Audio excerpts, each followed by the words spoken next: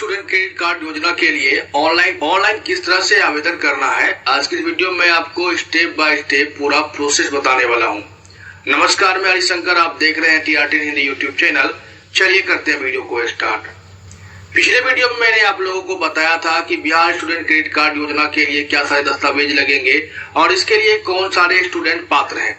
जो भी विद्यार्थी 12th पास कर चुके हैं वे आगे की पढ़ाई जारी रखने के लिए बिहार राज्य सरकार के द्वारा 4 लाख का लोन पा सकते हैं एजुकेशन पर्पस के लिए, और उन्हें फ्री में लैपटॉप भी दिया जाता है पढ़ाई करने के लिए। तो इसी के लिए हम लोग किस तरह से ऑनलाइन फॉर्म भरेंगे आइए जानते हैं। सबसे पहले आपको 7 निश्चय युवा मिशन .bihar.gov.in वेबसाइट को विजिट करनी है। इसकी डायरेक्ट लिंक मैं आपको वीडियो के डिस्क्रिप्शन में दे दूंगा। यहाँ आने के बाद सबसे पहला काम होता है आपका रजिस्ट्रेशन करना। यहाँ आपको देखने को मिलेगा न्यू एप्लीकेंट रजिस्ट्रेशन, आप इस पर क्लिक करते हैं। क्लिक करने के उपरांत आपके सामने यहाँ पर देखिए सबसे पहले कहता है एप्लीकेंट फर्स्ट नेम एज पर SSC, यानी कि जो भी आपके सर्टिफिकेट पे आपका नाम है वो आप यहाँ पे first name, middle name, last name type करेंगे।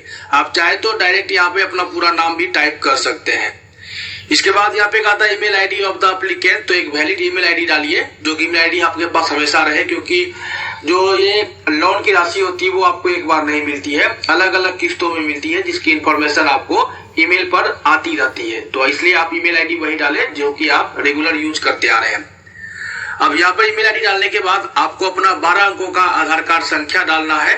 मोबाइल नंबर अपना दर्ज कर देना है। मोबाइल नंबर में जो आधार कार्ड के साथ लिंक मोबाइल नंबर हो, कोशिश कीजिए वही मोबाइल नंबर डालने का। ये जरूरी नहीं है, आप कोई मोबाइल नंबर डाल सकते हैं। इसके बाद यहाँ आप सेंड OTP पर आप क्लिक करेंगे। पर क्लिक करते हैं तो आपके रजिस्टर्ड मोबाइल नंबर पर और ईमेल आईडी दोनों पर एक OTP चली आती है। आपको OTP यहाँ पे डाल देना है, जो भी OTP आपके मोबाइल नंबर में आया है। पहले आप वो OTP यहाँ पे टाइप करेंगे। Inter OTP Saint on email ID, तो जो भी आपके ईमेल आईडी पर OTP आई है अब उस OTP को यहाँ पे दर्ज करेंगे। यहाँ पे देखिए डिजायर स्कीम में आपको Bihar student credit card BSCC इस ऑप्शन को सिलेक्ट कर लेना है। अब नीचे यहाँ पे देखिए आपको ऑप्शन मिलता है कि एडमिशन थ्रू मैनेजमेंट कोटा। आपका जो एडमिशन हुआ है आगे की पढ़ाई के लिए, आपने जो भी कोर्स में अपना नामांकन कराया है, तो उसके लिए आपका क्या एडमिशन मैनेजमेंट कोटा से हुआ है या आपका एडमिशन एक्सट्रेंस जो एग्जाम होता है उसके द्वारा हुआ है, या आपका एडमिशन काउंसलिंग या अदर किसी कारण से हुआ है, तो आप अपने हिसाब से इसे सिलेक्ट करेंगे। यहाँ पे हमने इंट्रेंस का एग्जाम दिया था जिनका भी अप्लाई कर रहा हूं, तो यहाँ पे हम इसे सिलेक्ट करेंगे। अब यहाँ पे आपको सबमिट पर क्लिक कर देना है। बाद आप जो भी डिटेल्स डाल रहे हैं उसमें दोबारा से बदलाव नहीं हो पाएंगे, इसलिए यहाँ पे आप सारी चीजों को एक बार मिला लीजिए, फिर यहाँ ओके पर आप क्लिक कर देते हैं। क्लिक करने के बाद यहाँ देखिए आपका सक्सेसफुली रजिस्ट्रेशन हो जाता है। अब आपको एक यूजर आईडी और पासवर्ड आपके मोबाइल नंबर और रजिस्टर्ड ईमेल आईडी पर भेज दी जाती है। अब इसी यूजर आईडी और पासवर्ड के जरिए आप यहाँ पे ऑनलाइन आवेदन करेंगे। अब यहाँ गो टू होम पेज पर आपको क्लिक कर देना है और यहाँ आप बिहार स्टूडेंट क्रेडिट कार्ड के जो होम पेज है आप वहां चले आते हैं। अब यहाँ पे देखिए आपको यूजर नेम, पासवर्ड, कैप्चा डाल देना है और लॉगिन पर क्लिक कर देना है। लॉगिन करने के बाद जो आपको पासवर्ड मिलता है यहाँ पे वेबसाइट की तरफ से, आप वो पासवर्ड चेंज करेंगे। सबसे पहले ओल्ड पासवर्ड में, इसके बाद आप अपना एक कोई न्यू पासवर्ड जनरेट कर लेंगे और यहाँ पे फिर से आपको रीएंटर पासवर्ड डालना है और यहाँ पे आपको सबमिट पर क्लिक कर देना है। अब यहाँ पर पासवर्ड चेंज सक्सेसफुली, अब क्लिक हियर टू लॉगिन पर आपको क्लिक करना है और दोबारा से जो भी आपने नया पासवर्ड बनाया वो पासवर्ड, यूजर नेम, कैप्चा डाल करके आपको लॉगिन करना है। अब यहाँ पर आप लॉगिन करेंगे तो आपका नाम यहाँ पर देखने को मिल जाएगा। अब बिहार स्टूडेंट क्रेडिट कार्ड का जो फॉर्म है वो आपको यहाँ पर देखने को मिलता है, तो इस फॉर्म को आइए कैसे भरना है जानते हैं। सबसे पहले यहाँ पे एक आता है मैट्रिक या 10th बोर्ड, तो आप तो इस पर आप क्लिक करेंगे सिलेक्ट पर, तो यहाँ पर ऑप्शन आपको देखने को मिल जाता है आपने किस बोर्ड से 10th पास किया है, आप उस बोर्ड को सिलेक्ट करेंगे। इसके बाद जाकर के यहाँ पे आपको अपना रोल नंबर डालना है, रोल कोड डालना है और यहाँ पर रेगुलर और सप्लीमेंट्री में आप कैसे अपना एग्जाम दिए आप उसे सिलेक्ट करेंगे। सिलेक्ट करने के उपरांत यहाँ पे कहता है ईयर ऑफ पासिंग, आप किस वर्ष 10th एग्जाम पास किए हैं वो आप यहाँ पे दर्ज करेंगे। फिर यहाँ पे विद्यालय का नाम आप टाइप कर देंगे। इसके बाद यहाँ पे कहता है 12th स्टैंडर्ड, अगर आप ये यहाँ पर 12th पास कर चुके हैं तो ये आपका यस रहता है। अब यहाँ पे आपको 12th से संबंधित सारी डिटेल्स को यहाँ पर डालनी है। 12th स्टैंडर्ड सिलेक्ट पर क्लिक करेंगे तो आप किस बोर्ड से 12th पास किए हैं आप उसे सिलेक्ट करेंगे। 12th का रोल नंबर दर्ज करेंगे, रोल कोड डालेंगे, किस वर्ष पास किया, ईयर ऑफ पासिंग को आप सिलेक्ट करेंगे। और यहाँ पर जो विद्यालय का नाम है देखिए टाइप करने का ऑप्शन यहाँ पे नहीं है। ये जैसे ही आप रोल नंबर और रोल कोड डालते हैं तो ये आपका ऑटोमेटिक यहाँ विद्यालय का नाम चला आता है। अब नीचे यहाँ पर क्लिक करेंगे, आर यू ग्रेजुएट, अगर आप ग्रेजुएट हैं इसके बाद अप्लाई कर रहे हैं आप बिहार स्टूडेंट क्रेडिट कार्ड के लिए तो आप इसे यस करेंगे। फिर आपको अपने ग्रेजुएशन का भी सारा डिटेल्स यहाँ पर डालना होगा। अगर आप ग्रेजुएट नहीं है तो आप इसे नो रहने देंगे। अब यहाँ पे देखिए कहता है first name, middle name, last name. जो एप्लीकेंट है वो अपना यहाँ पर फर्स्ट नेम में अपना नाम टाइप करेंगे और लास्ट नेम तक में। फिर सेकेंड में कहता है father's first name, husband's name, ठीक है, पिता या पति का नाम आपको यहाँ पे टाइप कर देना है फर्स्ट नेम, मिडिल नेम और लास्ट नेम में। ये यहाँ पे first name, middle name, last name में बहुत सारे लोग गलती करते हैं। जैसे कि बहुत सारे लोगों का नाम रहता है, मान लेते हैं कि राकेश प्रसाद सिंह, तो उनका फर्स्ट नेम राकेश रहता है, बीच में मिडिल नेम प्रसाद हो गया, लास्ट नेम सिंह हो गया। इस तरह से आप लोग दर्ज करेंगे, इस बात का आप ख्याल रखेंगे फॉर्म भरते वक्त। मदर्स के फर्स्ट नेम में आप यहाँ पे मदर्स का नाम टाइप करेंगे। जैसे मान लेते हैं अगर मदर्स का नाम रीता देवी है तो मदर्स का फर्स्ट नेम में रीता लिखेंगे और लास्ट नेम में आप देवी लिख सकते हैं, या अगर फर्स्ट नेम में ही रीता देवी आप लिखना चाहे तो वो भी आप लिख सकते हैं। अब यहाँ पे देखिए आपका ईमेल आईडी जो है ऑटोमेटिक यहाँ पे चला आता है। अब यहाँ पे कहता है डेट ऑफ बर्थ, तो आप इस पर क्लिक करेंगे और कैलेंडर में से आप अपने डेट ऑफ बर्थ को सिलेक्ट कर लेंगे। डेट ऑफ बर्थ को सिलेक्ट कर लेंगे। सिलेक्ट करने के बाद यहाँ पे देखिए आपका जो आयु है वो यहाँ पर आपको देखने को मिल जाता है। अब यहाँ पे आता है जेंडर, जेंडर पर क्लिक करके आप जेंडर को सिलेक्ट करेंगे। मैरिटल स्टेटस पर आप क्लिक करेंगे, अगर आप सिंगल है तो सिंगल, अगर आप शादीशुदा है तो मैरिड को आप सिलेक्ट करेंगे। फिर यहाँ पे आता है फिजिकल डिजेबिलिटी, अगर आप किसी तरह से विकलांग है तो फिर आप इसे यस कर देंगे। उसके बाद आप कितने प्रतिशत विकलांग है वो आपको डिटेल्स यहाँ पर डालनी पड़ेगी। अगर आप विकलांग नहीं है तो आप इसे नो ही रहने देंगे। अब यहाँ पे एप्लीकेंट का मोबाइल नंबर रजिस्टर के वक्त जो भी आपने डाला वो यहाँ पे ऑटोमेटिक फिल रहेगा। आधार संख्या आपका फिल रहेगा। कैटेगरी पर क्लिक करना है और आप किस जाति से आते हैं आप उसे डायरेक्ट यहाँ पर सिलेक्ट करेंगे। अब यहाँ पे आपको अपना बैंक अकाउंट नंबर डालना है। बैंक अकाउंट नंबर आप सेविंग अकाउंट नंबर डालेंगे और कोशिश करें कि किसी प्राइवेट बैंक का यहाँ पे अकाउंट नंबर ना डाल के सरकारी बैंक का ही अकाउंट नंबर डालें, जैसे कि बिहार दक्षिण क्षेत्रीय ग्रामीण बैंक हो गया, स्टेट बैंक ऑफ इंडिया हो गया, union bank of India, India post payment bank, ये सारी बैंकों के आप अकाउंट पहले अगर खुलवाए हुए हैं तो यहाँ पर आपको अपना बैंक अकाउंट नंबर डालना है। बैंक अकाउंट नंबर डालने के बाद यहाँ पे IFSC कोड डालना है। IFSC कोड डालते ही क्या होगा कि यहाँ पे आपका बैंक नेम और ब्रांच नेम ऑटोमेटिक ले लेता है। जैसे यहाँ पे हमने अपना IFSC कोड डाला, जैसे ही आप IFSC कोड डालेंगे तो यहाँ पे देखिए बैंक का नाम और ब्रांच यहाँ पे ऑटोमेटिक चला आता है। अब पेज को नीचे करेंगे तो यहाँ पे कहता है परमानेंट एड्रेस, आप ग्रामीण क्षेत्र से आते हैं या शहरी क्षेत्र से आते हैं तो रूरल और अर्बन में आप सिलेक्ट करेंगे। इसके बाद यहाँ पे आपका स्टेट सिलेक्ट रहता है। डिस्ट्रिक्ट पर क्लिक करके आपको अपने डिस्ट्रिक्ट को सिलेक्ट कर लेना है। इसके बाद ब्लॉक पर क्लिक करेंगे, आपका ब्लॉक कहाँ पड़ता है ब्लॉक को सिलेक्ट करेंगे। पिन कोड यहाँ पे आपको अपना दर्ज करना है। पिन कोड दर्ज करने के बाद यहाँ पे हाउस, फ्लैट या रोड का नाम टाइप कर देना है। तो यहाँ पर आप अपने गांव का नाम टाइप कर सकते हैं या वार्ड नंबर आप डाल सकते हैं। फिर यहाँ एरिया और लोकेलिटी में आप अपने पोस्ट ऑफिस का नाम यहाँ पे टाइप करेंगे। ये आप एड्रेस फिल कर देने के बाद यहाँ पे कहता है रेसिडेंशियल एड्रेस, अगर आपका जो यहाँ पे परमानेंट एड्रेस है और रेसिडेंशियल एड्रेस दोनों सेम है तो बस यहाँ tick if same as permanent, तो आप इस पर क्लिक करेंगे तो क्या होगा जो भी आपने ऊपर फिल किया है सेम टू सेम आपका नीचे भी ऑटोमेटिक फिल हो जाता है। अब पेज को नीचे करना है और सबसे पहले आप सेव एज ड्राफ्ट पर क्लिक करेंगे और आपने जो फॉर्म भरा है उसे एक बार बारीकी से देख लेंगे। अगर आपकी सारी चीजें सही है तो बस आप यहाँ पर सबमिट पर आकर के क्लिक करेंगे।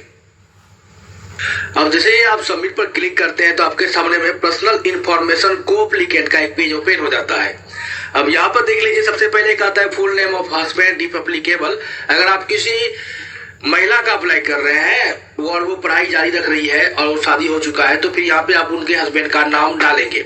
इसके बाद एप्लीकेंट माइनॉरिटी स्टेटस, अगर एप्लीकेंट जो है वो अगर तो यहाँ पे देखिए कहता है एप्लीकेंट माइनॉरिटी स्टेटस, तो अगर एप्लीकेंट माइनॉरिटी से बिलोंग्स करते हैं तो यहाँ पर यस करना है, अन्यथा की स्थिति में से नो कर देना है।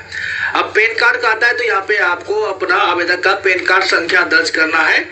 एजुकेशन क्वालिफिकेशन लास्ट उनका कहाँ तक है, तो जैसे हमने वहाँ पे 12th तक डाला तो यहाँ पे ऑटोमेटिक 12th तक रहता है, मोबाइल नंबर आपका ऑटोमेटिक आ जाएगा। अब यहाँ पर हम पेज को स्क्रॉल करेंगे। पेज को स्क्रॉल करने के बाद यहाँ पर्सनल इंफॉर्मेशन ऑफ को एप्लीकेंट। अब को एप्लीकेंट क्या होता है आप इसे समझ लीजिए। को एप्लीकेंट आपका एक तरह का गवाह होता है जो कि आपकी सारी इंफॉर्मेशन के लिए सत्यापित करता है कि हाँ मैं इस आदमी को जान रहा हूँ और इसके द्वारा बताए गए या दिए गए सारे दस्तावेज और सारी जानकारियां सही है। ऐसे में को एप्लीकेंट खास करके लोग अपने घर के सदस्य को बनाते हैं, जैसे माता पिता या अपने बड़े भाई को एप्लीकेंट में वो मतलब की जोड़ा जाता है। तो यहाँ पर इसे की कहता है को एप्लीकेंट नेम, तो यहाँ पर आप अपने पिता का नाम भी डाल सकते हैं। फिर यहाँ पे कहता है को एप्लीकेंट फादर्स नेम, फिर उनके पिता का नाम आप यहाँ पर दर्ज करेंगे। को एप्लीकेंट मदर नेम में को एप्लीकेंट में जिनका भी आपने नाम दिया हुआ है उनके माता का आप नाम दर्ज करेंगे और उनके आधार कार्ड पे जो भी उनका डेट ऑफ बर्थ है वो को एप्लीकेंट डेट ऑफ बर्थ वाले कॉलम पर क्लिक करके आप डेट ऑफ बर्थ को सिलेक्ट करेंगे। अब कहता है को एप्लीकेंट्स एज और को एप्लीकेंट्स एज इन मंथ, ये ईयर मंथ ऑटोमेटिक चलाएगा। जैसे ही आप डेट ऑफ बर्थ को सिलेक्ट करेंगे तो ईयर और मंथ यहाँ पे ऑटोमेटिक चलाता है। अब रिलेशनशिप ऑफ को एप्लीकेंट विथ एप्लीकेंट, अगर आप इस पर क्लिक करते हैं तो जैसे आप इस पर क्लिक करते हैं यहाँ पर देख लीजिए brother, father, mother, uncle, sister, aunty, husband, grandfather. तो इसमें से जैसे अगर आपने पिताजी को अपना को एप्लीकेंट बनाया है तो आप फादर को यहाँ पर सिलेक्ट करेंगे। सिलेक्ट करने के बाद नीचे देखिए आ जाता है को एप्लीकेंट कैटेगरी। तो को एप्लीकेंट यानी आपका जो भी कैटेगरी है, आप जो भी जाति से बिलोंग्स करते हैं जनरल ईबीसी ओबीसी में, आप उसे सिलेक्ट करेंगे। फिर को एप्लीकेंट पैन कार्ड में आप अपने को एप्लीकेंट का पैन कार्ड संख्या दर्ज करेंगे, उनका मोबाइल नंबर दर्ज करेंगे और उनका जेंडर को आप यहाँ पर सिलेक्ट कर लेंगे।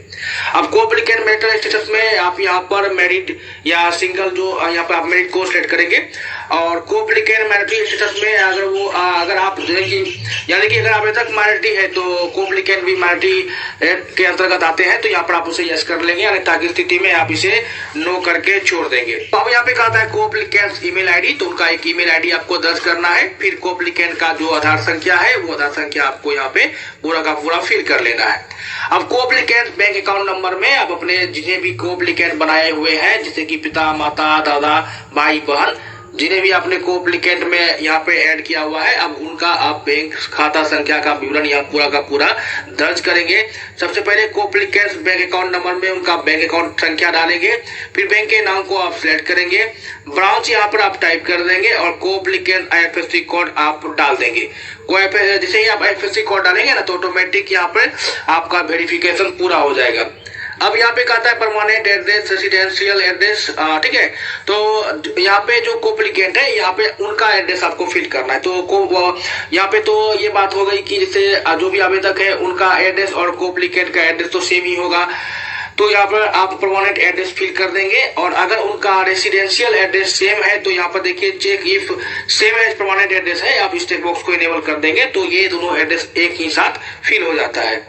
अब यहाँ पे देखिए कहता है एड्रेस ऑफ कोरस्पोंडेंस ऑफ को एप्लीकेंट टिक द सर्कल, यानी कि जो भी पत्राचार का पता होता है वो आपका रेसिडेंशियल एड्रेस या परमानेंट एड्रेस में कौन सा एड्रेस आप देना चाहते हैं, आप उसे यहाँ पर उसके आगे जो चेक बॉक्स है इस पर आप सही का निशान यानी कि से चेक बॉक्स को इनेबल आप कर देंगे।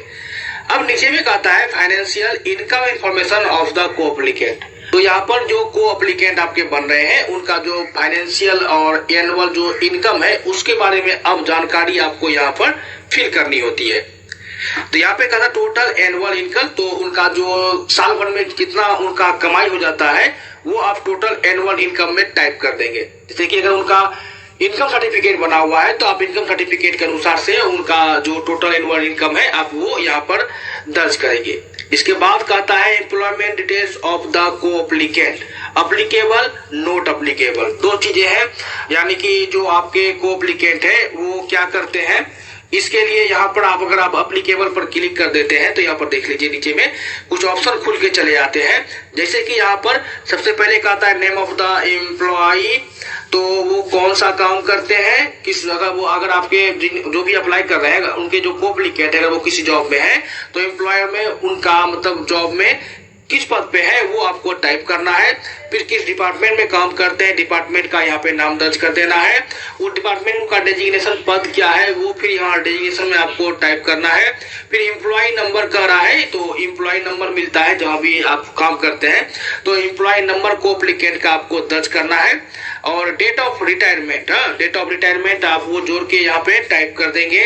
Number of year of present employment यानी कि कितने वर्ष उन्होंने इस जॉब में काम किया हुआ है वो आप यहाँ पर नंबर में लिख देंगे संख्या, जैसे कि अगर 5 वर्ष काम किया तो यहाँ पे आप 5 टाइप कर देंगे, ठीक है।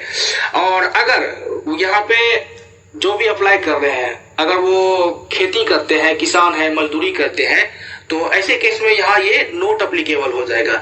ये अप्लीकेबल को आपको ऑप्शन को इनेबल नहीं करना है, नोट अप्लीकेबल पर क्लिक कर देना है और सबसे पहला काम सेव एज ड्राफ्ट करेंगे तो जो भी आपने इन्फॉर्मेशन भरी है वो आपका सेव हो जाएगा। अब एक बार फिर से आप बैक चले जाएंगे, बारीकी से जो भी डिटेल्स आपने भरी है सबको देख लेंगे। अगर सब कुछ सही है तो बस आप यहाँ पर आप नेक्स्ट पर क्लिक करेंगे। अब नेक्स्ट करने के बाद यहाँ पे अगला जो ऑप्शन है वो है लोन रिक्वेस्ट सेक्शन का पेज आपके सामने ओपन होता है। अब इसे समझिए कैसे फिल करनी है।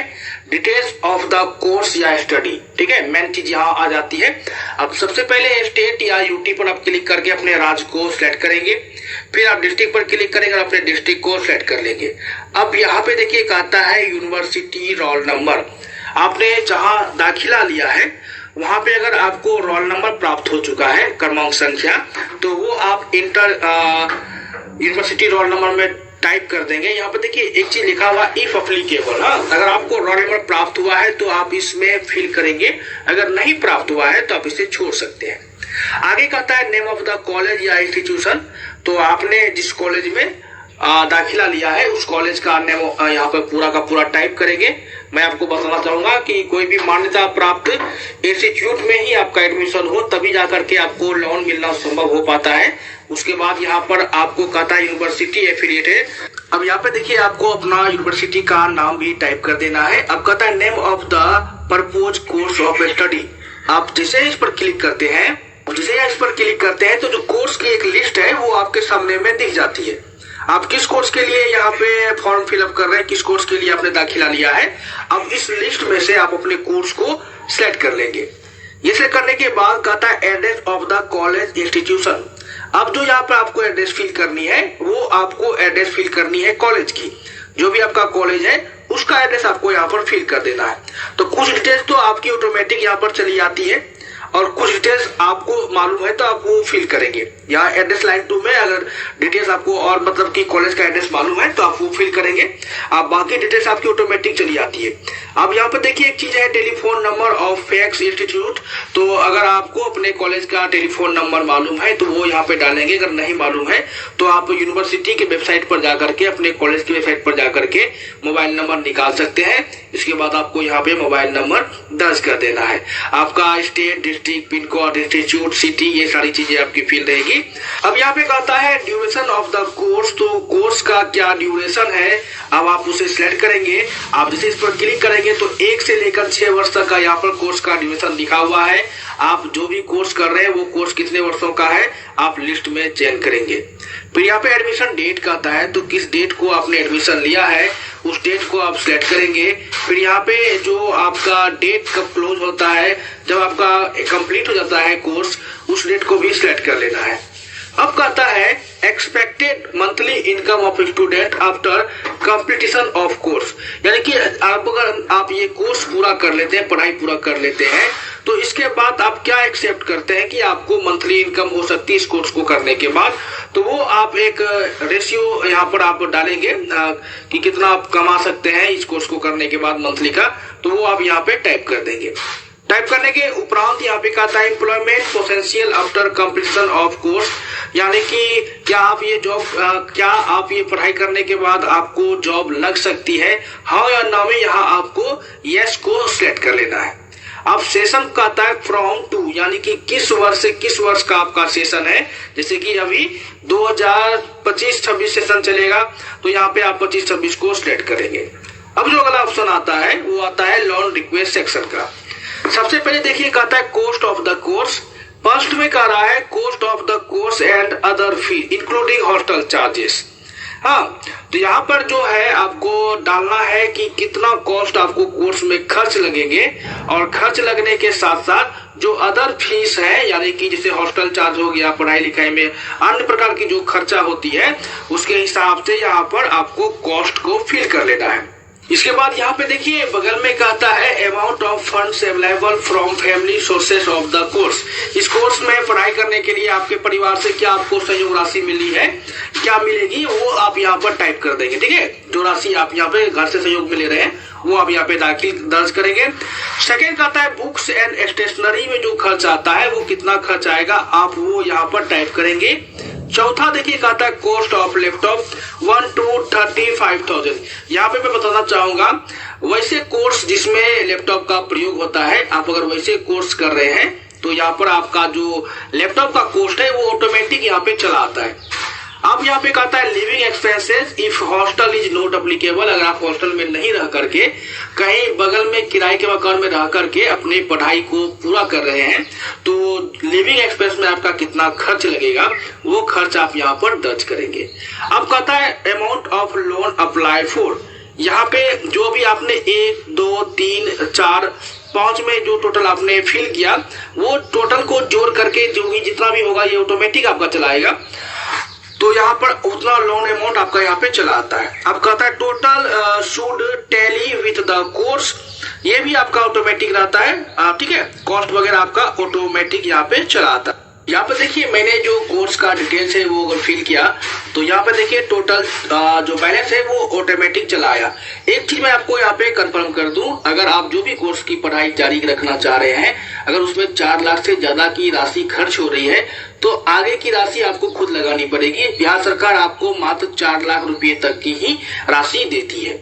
अब यहाँ पे ये डिटेल्स फिल कर देने के बाद आप कैलकुलेट पर क्लिक करके कैलकुलेशन को देख सकते हैं, और इसके बाद यहाँ क्या करना है आपको पेज को नीचे कर देना है।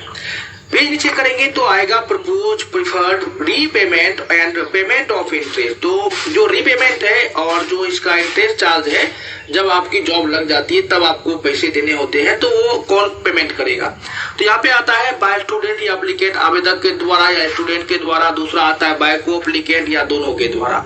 हाँ, यहाँ पे आप ये बाय स्टूडेंट को ही सिलेक्ट कर लीजिए। इससे क्या होगा कि जो भी लोन है वो आपके नाम पे चलेगा और उसकी जो पेमेंट है वो आपको ही करनी पड़ेगी। अगर आप बोथ को सेलेक्ट करते हैं तो आपके बाद आपके पिताजी को भी ये लोन पेमेंट करना पड़ेगा। हाँ, आप इसे सेट करने के बाद सेव एज ड्राफ्ट पर क्लिक करेंगे, आपकी सारी डिटेल्स फिल हो जाती है। अब बस आप यहाँ पर नेक्स्ट पर क्लिक कर देंगे। नेक्स्ट करने के बाद यहाँ पे जो डिक्लेरेशन का एक फॉर्म आपको देखने को मिलेगा, सारे चेकबॉक्स को आपको इनेबल करना है और प्रीव्यू पर क्लिक कर देना है। जैसे आप प्रीव्यू पर क्लिक करेंगे तो यहाँ पर जो सारी डिटेल्स है वो आपकी दिख जाती है और चेकबॉक्स को इनेबल करना है। और यहाँ पर देख लीजिए लास्ट में आपको एक फाइनल सबमिट का ऑप्शन मिल जाता है, आप इस पर क्लिक करेंगे। अब जैसे ही आप फाइनल सबमिट पर क्लिक करते हैं तो slot booking for documents verification का एक ऑप्शन देखने को मिलेगा, तो आपको स्लॉट बुकिंग करना है। ठीक है, स्लॉट बुकिंग क्या होता है कि स्लॉट बुकिंग करना है ताकि आप अपने नजदीक के डीआरसीसी कार्यालय में जाकर के अपने सारे डॉक्यूमेंट्स का वेरिफिकेशन करा सके, इसके लिए आपको स्लॉट बुक करना होता है। अब स्लॉट बुकिंग के लिए आप यहाँ पर किसी भी एक डेट को सिलेक्ट करेंगे जिस डेट में आप चाहते हैं स्लॉट को बुक करना। आप इस पर क्लिक करने के बाद यहाँ पर विल बी शेड्यूल एट का ऑप्शन आएगा, आप इस पर क्लिक करेंगे तो आपको समय देखने को मिल जाता है। अब जैसे मैंने यहाँ पर 1 बजे का टाइम यहाँ पे दर्ज किया, इसके बाद यहाँ आपको सेव चेंजेस पर क्लिक कर देना है। क्लिक करने के बाद यहाँ पर देख लीजिए क्या कहता है, यहाँ पे कहता है you have successfully book the slot for document verification. अब यहाँ पर आपको ओके पर क्लिक कर देना है। आपका जो स्लॉट बुकिंग है वो पूरा हो चुका है। ओके पे करने के बाद यहाँ पर आपको एक मैसेज देखने को मिल जाएगा, you have successfully applied for the scheme, check your application status from current status tab. यहाँ पर आप देखेंगे एक करेंट स्टेटस टैब आपको देखने को मिल रहा है, आप इस पर क्लिक करके अपने आवेदन को यहाँ पर देख सकते हैं कि आपका आवेदन कहाँ तक पहुंचा है और क्या सारी प्रक्रिया हुई है। आप चाहे तो यहाँ पर आप अपना जो अभी आपने अप्लाई किया उसका एक डाउनलोड पीडीएफ डाउनलोड करेंगे। यहाँ पे देखिए डाउनलोड पीडीएफ का ऑप्शन मिलता है, आप इस पर क्लिक करेंगे।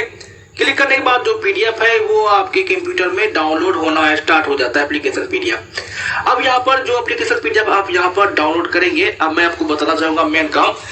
ये आप एप्लीकेशन पीडीएफ को प्रिंट आउट कराएंगे। इसके बाद जाकर आपने यहाँ पर आपको अपना सारा डॉक्यूमेंट्स ले लेना, 10th का टोटल सर्टिफिकेट, 12th का टोटल सर्टिफिकेट ले लेना है, अपना बैंक खाता का छाया प्रति, आधार कार्ड, पैन कार्ड, ठीक है, हो सके तो अपना इनकम सर्टिफिकेट, आवासीय प्रमाण पत्र, और अगर आप ईडब्ल्यूएस से आते हैं तो ईडब्ल्यूएस प्रमाण पत्र और जाति प्रमाण पत्र को संलग्न कर लीजिए। इसके बाद जो कोप्लिकेंट जिनको भी आपने बनाया है उनका भी Aadhaar card, PAN card, bank passbook, Aadhaar संख्या, ये सारी चीजें, उनका डिटेल्स, उनका बैंक खाता ले लीजिए और अपना सारा डॉक्यूमेंट्स तैयार करके एक फाइल में ले जा करके आप अपने नजदीक के डीआरसीसी ऑफिस में जिस भी समय को स्लॉट को आपने बुक किया है स्लॉट में जाकर के आप अपना वेरिफिकेशन करवा लीजिए। जब आपकी सारी डिटेल्स पूर्णतः वेरीफाई हो जाती है तो फिर आपका लोन जो है वो आपको बिहार सरकार की तरफ से मिल जाती है। अगर आप ये जानने के लिए इच्छुक हैं कि कौन सी प्रक्रिया होती है आवेदन करने के बाद, किस तरह से डीआरसीसी कार्यालय जाया जाता है और किस तरह से आप लोगों का वेरिफिकेशन होता है, तो मैं अगले वीडियो में वो आपको भी कंफर्म करा दूंगा। आज के वीडियो में बस इतना ही दोस्तों, वीडियो बहुत लंबी बन चुकी है तो आवेदन की जो पूरी प्रक्रिया थी वो मैंने आपको इस वीडियो में समझा दिया। अगर आपको ये वीडियो अच्छी लगी तो वीडियो को लाइक, चैनल को सब्सक्राइब कर लीजिएगा। धन्यवाद।